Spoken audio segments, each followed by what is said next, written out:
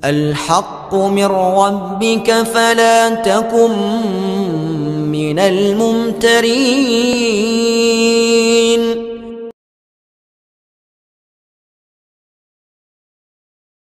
Dukun dakwah Al-Haqqu TV, pembangunan asrama, panti asuhan dan pondok pesantren Al-Haqqu, serta pembangunan Masjid Islami Center Al-Haqqu.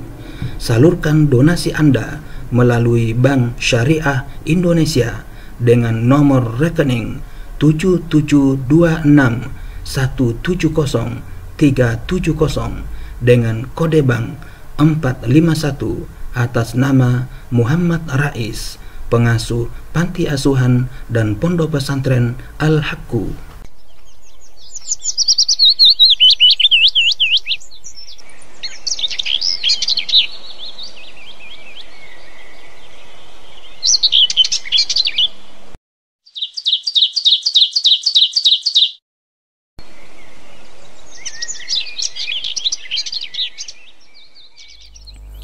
Bismillahirrahmanirrahim. Assalamualaikum warahmatullahi wabarakatuh. Alhamdulillahi rabbil alamin, wassalatu wassalamu ala nabiyyina Muhammadin wa ala alihi wa ashabihi wa man tabi'a huda ila yaumiddin, amma ba'. Para sobat Al-Haqqu TV dimanapun Anda berada, alhamdulillah kita bersua kembali dalam acara penyampaian materi tentang Sirah Nabawiyah karya Asy-Syaikh Shafiur Rahman Al-Mubarakfuri. Yang kali ini kita telah sampai ke bagian yang ke-18 dengan judul Baiat Aqabah kedua. Pada musim haji tahun ke-13 dari nubuah, tepatnya pada bulan Juni 622 Miladiah, lebih dari 70 muslimin penduduk Yathrib datang ke Makkah untuk melaksanakan manasik haji. Mereka datang bersama rombongan haji dari kaumnya yang masih musyrik. Semenjak dari rumah atau ketika di tengah perjalanan, mereka yang sudah masuk Islam itu saling bertanya-tanya, sampai kapan kita membiarkan Rasulullah SAW berkeliling, diusir dan dilanda ketakutan di gunung-gunung Makkah. Setibanya di Makkah, mereka menjalin hubungan secara sembunyi-sembunyi dengan Rasulullah SAW, yang akhirnya menghasilkan kesepakatan antara kedua belah pihak untuk berkumpul di sebuah bukit di Aqabah pada pertengahan hari tasyrik atau tatkala melempar jumroh pertama setelah dari Mina. Agar pertemuan ini berjalan lancar, harus dilakukan secara sembunyi-sembunyi pada malam hari yang gelap. Kita serahkan kepada seorang pemuka Ansor untuk menuturkan kepada kita pertemuan monumental ini. Pada saat-saat terjadinya perseteruan antara paganisme dan Islam, inilah penuturan Ka'ab bin Malik Al-Ansari radhiyallahu anhu. Kami pergi untuk menunaikan haji, yang sebelum itu kami sudah berjanji kepada Rasulullah SAW untuk bertemu di Aqabah pada pertengahan hari-hari tasyrik. Pada malam hari kami berjanji untuk bertemu beliau. Abdullah bin Amr bin Haram, salah seorang pemimpin dan bangsawan kami, sedang bersama kami, yang hingga detik itu kami masih merahasiakan keadaan kami yang sesungguhnya. Maka kami mengajaknya untuk bergabung. Lalu kami katakan kepadanya, "Wahai Abu Jabir, sesungguhnya engkau adalah pemimpin kami dan orang yang terhormat di antara kami. Kami tidak ingin jika engkau menjadi bahan bakar api neraka di kemudian hari." Lalu kami mengajaknya masuk Islam, dan kami beritahukan pula janji kami untuk bertemu Rasulullah SAW di Aqabah. Seketika itu pula dia menyatakan masuk Islam, dan bersama-sama kami dia ikut ke Aqabah. dia kami angkat sebagai pemimpin rombongan. Pada malam itu kami tidur di tengah kaum kami. Setelah lewat sepertiga malam, kami keluar dari rombongan menuju tempat yang sudah kami janjikan untuk bertemu Rasulullah SAW. Masing-masing dari kami berjalan mengendap-endap dengan langkah hati-hati hingga akhirnya kami semua berkumpul di Bukit Aqabah. Jumlah kami ada 73 orang laki-laki dan 2 wanita, yaitu Nasibah binti Ka'ab dan Ummu Ammarah dari Bani Masin bin An-Najjar, dan Asma binti Amr atau Ummu Mani dari Bani Salamah. Kami berkumpul di bukit menunggu hingga Rasulullah SAW mendatangi kami beserta paman beliau, Al-Abbas bin Abdul Muttalib. Sekalipun saat itu dia belum masuk Islam, tetapi dia ingin menyertai beliau dan beliau pun percaya kepadanya. Permulaan dialog dan tanggung jawab yang diingatkan Al-Abbas. Setelah semuanya dirasa sudah cukup, maka dialog pun dimulai untuk mengesahkan jalinan agama dan militer. Yang pertama kali membuka dialog adalah Al-Abbas bin Abdul Muttalib. Dia menjelaskan secara terbuka kepada mereka yang hadir di situ tentang beratnya tanggung jawab yang bakal mereka pikul sebagai kelanjutan dan konsekuensi jalinan persekutuan ini. Dia berkata, "Wahai orang-orang Khazraj, sesungguhnya posisi Muhammad di tengah kami sudah kalian ketahui sendiri. Kami sudah mencegahnya untuk tidak mengusik kami.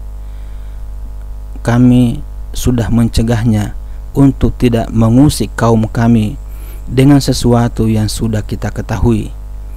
Dia adalah orang yang terhormat di tengah kaumnya, dilindungi di negerinya. Bisa saja dia enggan bergabung dan berkumpul bersama kalian. Jika memang kalian berpikir untuk menyia-nyiakan dan menelantarkan dirinya setelah dia keluar dari tempatnya untuk bergabung bersama kalian, maka lebih baik biarkanlah dia sejenak saat ini. Toh dia orang yang terhormat dan dilindungi di tengah kaumnya." Ka'ab menuturkan, "Kami berkata, kami sudah mendengar apa yang engkau sampaikan." Lalu dia berkata kepada beliau, "Ya Rasulullah, putuskanlah apa yang engkau sukai bagi diri engkau dan Rabb engkau." Jawaban ini menunjukkan semangat, hasrat yang menggelora, keberanian, iman, dan ketulusan dalam mengemban tanggung jawab ini serta menanggung apapun akibatnya di kemudian hari. Setelah itu Rasulullah SAW menjelaskan segala sesuatunya hingga selesailah proses baiat itu. Klausul baiat. Al-Imam Ahmad meriwayatkan masalah ini secara rinci dari Jabir. Dia berkata, "Kami berkata, ya Rasulullah, untuk hal apa kami berbaiat kepada engkau?" Inilah klausul baiat yang disampaikan Rasulullah SAW. 1. Untuk mendengar dan taat ketika bersemangat dan malas. 2.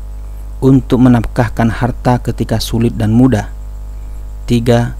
Untuk menyuruh kepada yang ma'ruf dan mencegah dari yang mungkar. 4. Untuk berjuang karena Allah dan tidak merisaukan celaan orang yang suka mencela. 5. Hendaklah kalian menolong jika aku datang kepada kalian, melindungiku sebagaimana kalian melindungi diri, istri dan anak-anak kalian, dan bagi kalian adalah surga. Dalam riwayat Ka'ab sebagaimana yang diriwayatkan Ibnu Ishaq tentang klausul yang terakhir, di dalamnya juga disebutkan Ka'ab berkata, lalu Rasulullah SAW berbicara, membaca Al-Quran, berdoa kepada Allah, dan menyebutkan harapannya untuk Islam. Kemudian beliau bersabda, "Aku membaiat kalian agar kalian melindungiku sebagaimana kalian melindungi istri dan anak-anak kalian." Kemudian Al-Barra bin Ma'rur memegang tangan beliau dan berkata, "Benar, demi yang mengutus engkau dengan benar, kami benar-benar akan melindungi engkau sebagaimana kami melindungi istri-istri kami. Maka baiatlah kami wahai Rasulullah. Demi Allah, kami adalah orang-orang yang mahir dalam perang dan mengepung musuh. Kami mewarisinya sejak dahulu." Abu Haisam bin At-Taihan menyelah perkataan Al-Barra yang masih berbicara dengan Rasulullah SAW dengan berkata, "Ya Rasulullah, sesungguhnya antara kami dan orang-orang selain kami, yaitu Yahudi, ada hubungan persahabatan. Jika kami memutuskan hubungan itu dengan mereka, apakah ada kemungkinan jika Allah sudah memenangkan engkau, lalu engkau pergi meninggalkan kami?" Beliau tersenyum lalu bersabda, "Darah dengan darah, kebinasaan dengan kebinasaan. Aku adalah bagian dari kalian dan kalian bagian dari diriku. Aku memerangi siapapun yang memerangi kalian, dan aku berdamai dengan siapapun yang berdamai dengan kalian." Pelaksanaan baiat. Setelah ada penetapan klausul-klausul baiat secara mantap, maka dimulailah pelaksanaan baiat dengan cara berjabat tangan. Jabir berkata setelah menuturkan apa yang disampaikan As'ad bin Surarah.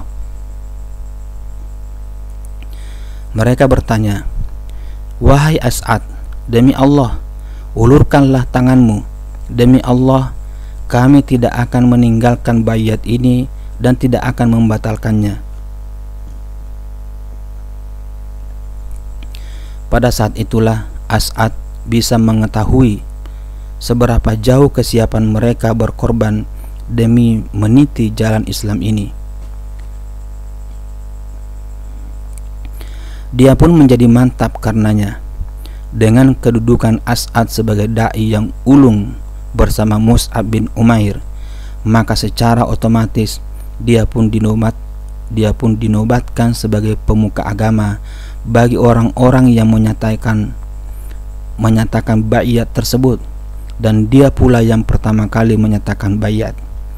Menurut Ibnu Ishaq, Bani An-Najjar menganggap Abu Umamah As'ad bin Surarah adalah orang pertama kali yang mengulurkan tangannya untuk dibaiat. Setelah itu barulah dilakukan baiat secara umum. Jabir menuturkan, "Lalu kami yang laki-laki bangkit menghampiri beliau secara bergiliran. Lalu beliau membaiat kami dan berjanji akan memberikan surga kepada kami." Sedangkan baiat terhadap dua wanita yang ikut hadir pada saat itu hanya dengan perkataan semata, karena Rasulullah SAW sama sekali tidak pernah berjabat tangan dengan wanita lain mahram. 12 pemuka kaum. Setelah proses baiat usai, Rasulullah SAW meminta penunjukan 12 orang agar menjadi pemuka bagi kaumnya masing-masing. Mereka inilah yang harus bertanggung jawab terhadap pelaksanaan klausul-klausul baiat itu.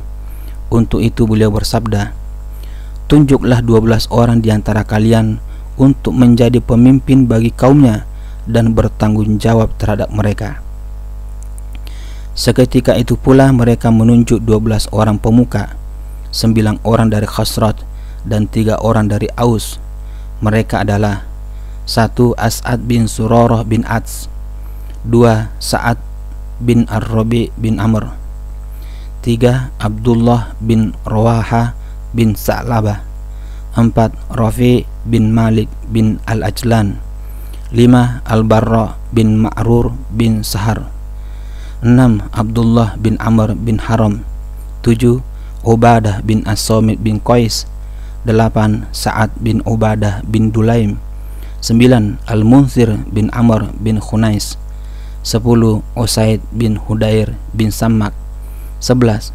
Sa'ad bin Khaisamah bin Al-Haris, 12. Rifa'ah bin Abdul Munzir bin Subair. 3 orang yang terakhir dari Aus. Setelah jelas penunjukan mereka, Rasulullah SAW menyumpah mereka secara khusus sebagai para pemimpin yang mempunyai tanggung jawab tersendiri, beliau bersabda kepada mereka, "Kalian adalah orang-orang yang bertanggung jawab terhadap pemuka kaum kalian dan keadaan mereka sebagaimana yang dilakukan Al-Hawariyun terhadap Isa bin Maryam, dan aku adalah orang yang bertanggung jawab terhadap kaumku." Mereka menjawab, "Baik."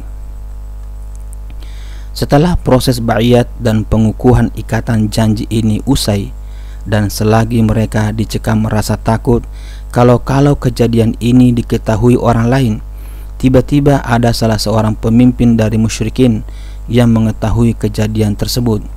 Untungnya hal itu terjadi pada saat-saat terakhir pelaksanaan baiat, sehingga dia tidak sempat membocorkan kepada para pemimpin Quraisy.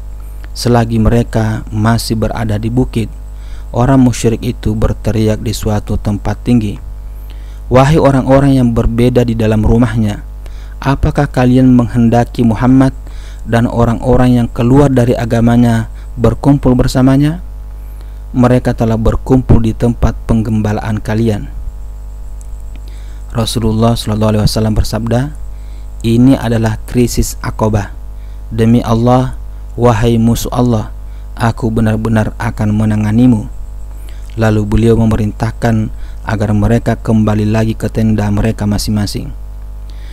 Ketika mendengar seruan orang musyrik tersebut, maka Al-Abbas bin Ubadah bin Nadlah berkata, "Demi yang mengutus engkau dengan benar, jika engkau berkenan, besok kami bisa menghabisi penduduk Mina dengan pedang-pedang kami." Beliau bersabda, "Kami tidak diperintahkan untuk itu. Kembali saja ke tenda-tenda kalian." Maka mereka pun kembali ke tenda masing-masing dan tidur. Orang-orang Quraisy terguncang, gundah dan gelisah setelah mendengar apa yang terjadi malam itu. Mereka menyadari sepenuhnya akibat lebih jauh dari baiat tersebut bagi diri dan harta mereka. Selagi matahari belum terbit, para utusan Quraisy yang terdiri atas pemuka dan pemimpin Makkah mendatangi tenda-tenda penduduk Yastrib untuk meminta kejelasan mengenai masalah ini. "Wahai orang-orang Khazraj, kami mendengar kalian telah menemui rekan kami dan meminta agar dia pergi dari sisi kami, dan kalian juga sudah berbaiat kepadanya untuk memerangi kami. Demi Allah, tidak ada orang yang paling kami benci dari kalangan Arab selain daripada kebencian kami kepada kalian, andaikan sampai meletus peperangan antara kami dan kalian." Karena orang-orang musyrik Khazraj tidak mengetahui kejadian yang sesungguhnya, karena baiat dilakukan secara sembunyi-sembunyi pada tengah malam buta, maka mereka pun bersumpah demi Allah dan berkata, "Itu sama sekali tidak terjadi dan kami pun tidak mengetahuinya." Akhirnya para utusan Quraisy itu menemui Abdullah bin Ubay bin Salul. Setelah diberitahu, Abdullah bin Ubay berkata, "Ini bohong, ini tidak mungkin terjadi. Kaumku tidak mungkin berani bertindak secara lancang melangkahi diriku. Apapun yang dilakukan kaumku di Yastrib tentu akan meminta pendapatku. Sedangkan orang-orang yang sudah masuk Islam hanya bisa saling adu pandang, saling diam membisu. Tak seorang pun di antara mereka berkata sepatah kata pun untuk menyanggah atau mengiyakan. Maka para utusan Quraisy itu percaya saja apa yang dikatakan penduduk Yastrib yang musyrik. Lalu mereka pulang dengan tangan hampa. Para utusan Quraisy kembali dengan membawa tanda tanya antara percaya dan tidak percaya terhadap kabar ini. Oleh karena itu mereka terus mencari-cari dan menyelidiki hingga merasa yakin bahwa kabar itu memang benar dan baiat benar-benar telah dilaksanakan. Akan tetapi hal ini terjadi setelah orang-orang menunaikan haji sudah mulai pulang ke negerinya masing-masing. Maka para penunggang kuda dari Quraisy segera mengusir semua penduduk Yastrib agar segera pulang. Tapi hal ini tidak banyak berarti, karena waktunya sudah berlalu sekian lama. Ketika melihat keadaan Sa'ad bin Ubadah dan Al-Munzir bin Amr. Mereka segera mengusirnya. Namun niat ini mereka urungkan. Karena Al-Munzir lemah, mereka melepaskannya. Sebaliknya mereka langsung memegang Sa'ad, mengikat tangan dan lehernya dengan tali kekang, lalu menyeret dan memukuli tubuhnya, serta menarik-narik rambutnya hingga masuk Makkah. Tak lama kemudian Al-Mut'im bin Adi dan Al-Haris bin Harb bin Umayyah datang membebaskan Sa'ad dari penyiksaan mereka. Karena dulu Sa'ad pernah memberikan jaminan keamanan terhadap kafilah dagang mereka berdua ketika melewati Madinah. Selagi orang-orang Ansor sedang berembuk tentang nasib Sa'ad yang tidak muncul-muncul dan mereka sepakat untuk menyusulnya, tiba-tiba dia pun muncul di hadapan mereka. Akhirnya mereka semua tiba di Madinah dengan selamat. Begitulah kisah Bai'at Aqabah kedua, yang juga dikenal dengan istilah Bai'at Aqabah Kubra. Bai'at ini berjalan mulus dengan mencerminkan rasa cinta, loyalitas, tolong-menolong sesama orang-orang mukmin, kepercayaan, keberanian, dan keteguhan dalam meniti jalan ini. Penduduk Yastrib yang beriman merasa amat kasihan terhadap nasib saudaranya sesama mukmin yang lemah di Makkah dan benar-benar marah terhadap orang-orang yang berbuat zalim kepadanya. Rasa cinta benar-benar merasuk ke dalam sanubari sekalipun mereka berjauhan. Perasaan ini tumbuh bukan karena apa-apa, tetapi karena dorongan rasa iman kepada Allah, Rasul, dan kitabnya. Ini adalah iman yang tidak akan pudar sekalipun harus menghadapi kekuatan orang-orang yang zalim. Ini adalah iman yang apabila anginnya sudah berhembus, tentu akan mendatangkan keajaiban dalam keyakinan dan tindakan. Dengan iman seperti inilah orang-orang muslim mampu menorehkan kehebatan dalam lembaran zaman dan meninggalkan jejak yang abadi tanpa ada tandingannya sepanjang sejarah kehidupan manusia. Demikian Sobat Al-Haqqu TV, penyampaian materi Sirah Nabawiyah karya Syekh Safiur Rahman Al-Mubarakfuri, bagian yang ke-18 dengan judul Bai'at Aqabah kedua. Semoga bermanfaat, lebih kurangnya mohon dimaafkan. Billahi taufik wal hidayah. Wassalamualaikum warahmatullahi wabarakatuh.